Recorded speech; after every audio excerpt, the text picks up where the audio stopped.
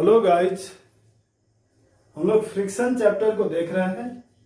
Friction chapter में application theoretical term देख चुके हैं। आज हम लोग एक क्वेश्चन को देखेंगे। देखिए, find acceleration of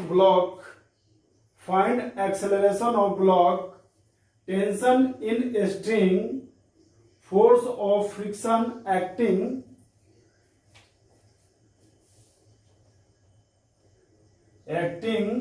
on block M1 if M1 equal to दिया है 4 kg, M2 2 kg and mu equal to दे दिया है 0.2। सबसे फर्स्ट में हम लोग फिगर को देखेंगे, एक हॉरिजॉन्टल टेबल बनाएंगे।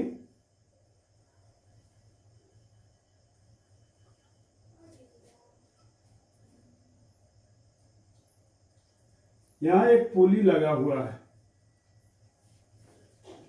और यहां पर एक ब्लॉक को रखेंगे, M1 ब्लॉक को रखे हैं। इसको हम लोग क्या करेंगे, एक स्ट्रिंग से ऐसा इस पुली पर रखेंगे और सेकंड ब्लॉक हम लोग इस तरह से हैंगिंग करेंगे।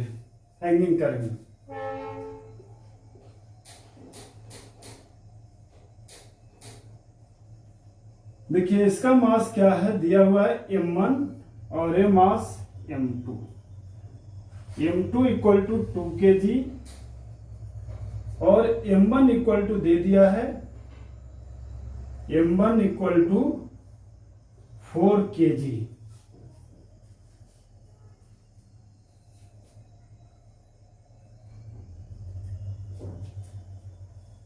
इसको क्या किया गया है कि एक स्ट्रिंग से इस तरह से हैंग किया गया है। अब देखिए, इस ब्लॉक के कारण ऊपर की ओर एक टेंशन लगेगा और जब ये नीचे की ओर आएगा तो यहां पर भी एक टेंशन इस ब्लॉक के कारण लगेगा। किस ब्लॉक के कारण? M1 के कारण। M2 के कारण यहां T लगेगा और यहां पर M1 के कारण भी T लगेगा, लेकिन डायरेक्शन दोनों का अपोजिट होगा। ये टेबल है।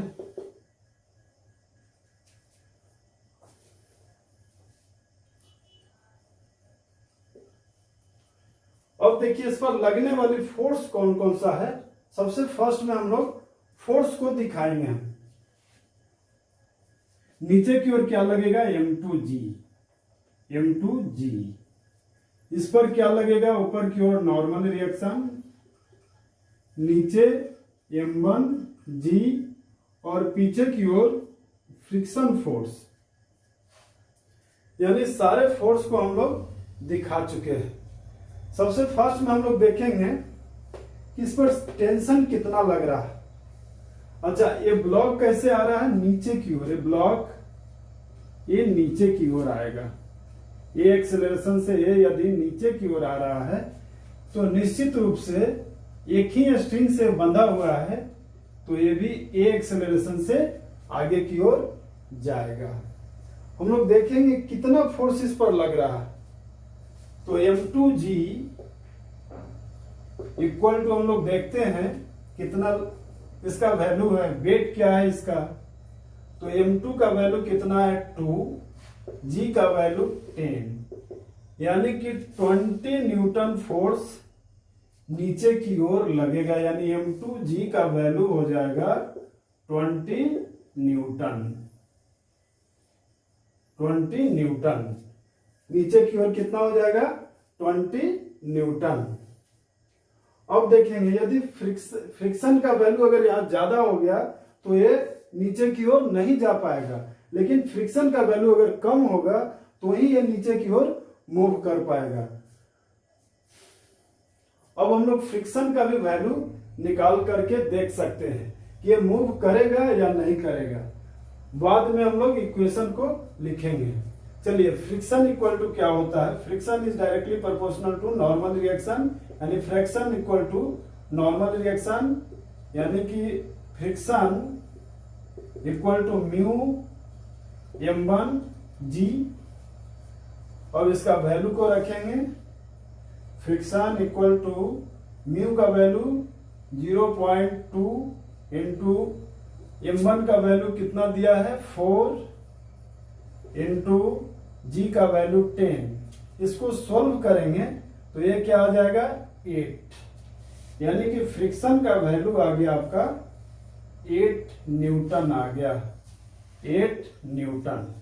इसका मतलब निश्चित रूप से ये आगे की ओर मूव करेगा, क्योंकि फ्रिक्शन का वैल्यू यहाँ कितना आ गया 8 न्यूटन, और यहाँ पर m2g का वैल्यू कितना आ गया 20 न्यूटन।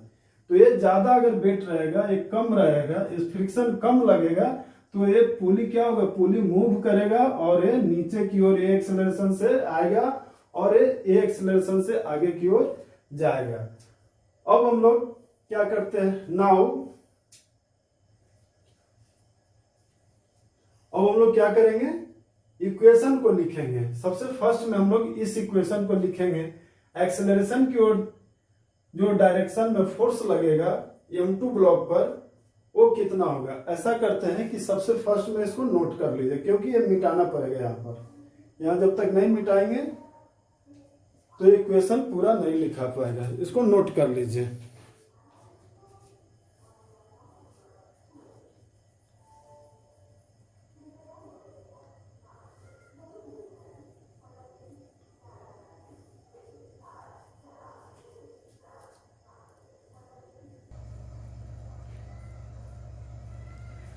अब देखिए, अब हम लोग इक्वेशन को लिखेंगे।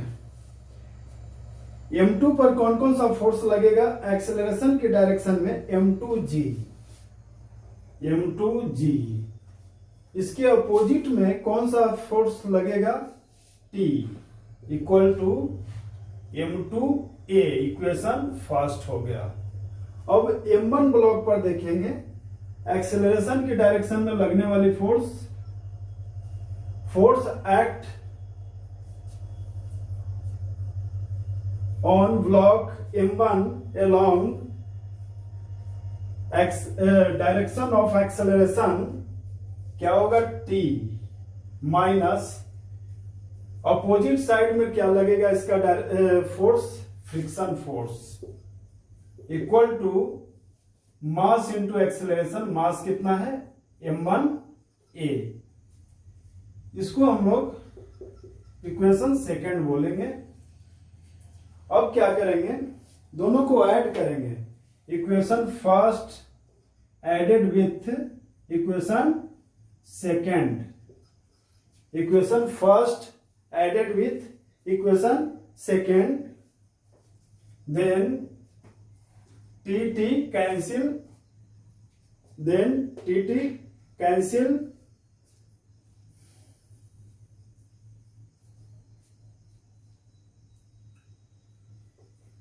बचा क्या, तो m2g minus friction equal to m1 plus m2a।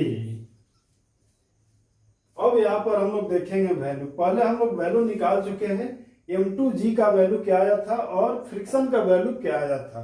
ये सारे चीज को हम लोग पहले भी निकाल चुके हैं। m2 कितना दिया है, m2 आपको दे दिया था 2 kg, 2 इंटू 10 यानी 20 आया था, और फ्रिक्शन का वैल्यू आया था, हम लोग निकाल चुके हैं 8 आया था, और m1 का वैल्यू क्या है 4, m2 का वैल्यू 2, ये हो गया, यानी ये कितना हो गया 12 इक्वल टू 6a, यानी a equal to 12 divided by 6, यानी कि a इक्वल टू 2 मीटर प्रति सेकेंड स्क्वायर आ गया वैल्यू। ये वैल्यू आपका आ चुका है। अब हम लोग को टेंशन निकालना है। टेंशन का वैल्यू क्या होगा, कैसे निकालेंगे, टेंशन को देखते हैं। तो पुटिंग द वैल्यू ऑफ ए यानी acceleration, putting the value of A in equation first और सेकेंड, फर्स्ट या सेकेंड किसी में भी रखेंगे, आपका टेंशन का वैल्यू आ जाएगा। इसको हम लोग मिटाते हैं, उसके बाद थोड़ा इसको मिटाना पड़ेगा। या यहाँ पर मैं लिखता हूं नीचे में, putting the value of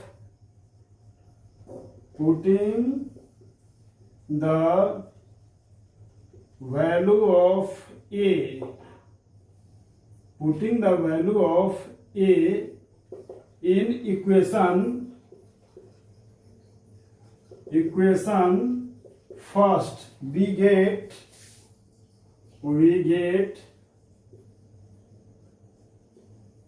tension.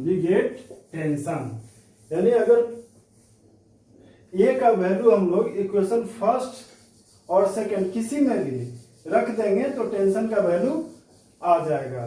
यानी हम लोग रखते हैं, ये मिटा देता हूं क्योंकि बोर्ड छोटा है, ये लाइन को मिटाता हूं, इसको पहले नोट कर लीजिए, इसको नोट कीजिए, मिटा करके मैं टेंशन निकालता हूं।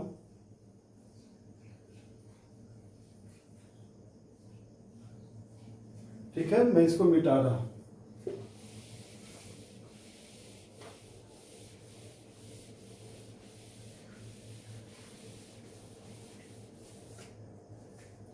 चलिए देखिए, इक्वेशन फर्स्ट में रखते हैं, यानी m2g minus T equal to m2a।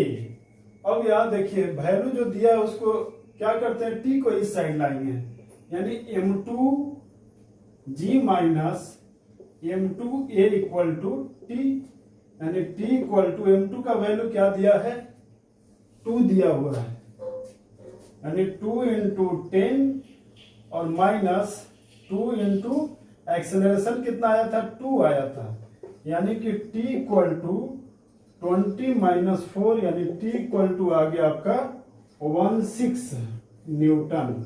यानी टेंशन का वैल्यू हम लोग निकाल चुके हैं। टेंशन का वैल्यू क्या आ जाएगा, 16 न्यूटन। टेंशन का वैल्यू 16 न्यूटन आ जाएगा। अब नेक्स्ट आपको क्या है, force of friction acting on the block M1 पर फोर्स ऑफ फ्रिक्शन कितना लगेगा वो हम लोगों को निकालना है। पहले इसको नोट कर लीजिए, उसके बाद हम लोग फोर्स ऑफ फ्रिक्शन को भी समझते हैं। इसको पहले नोट कर लीजिए।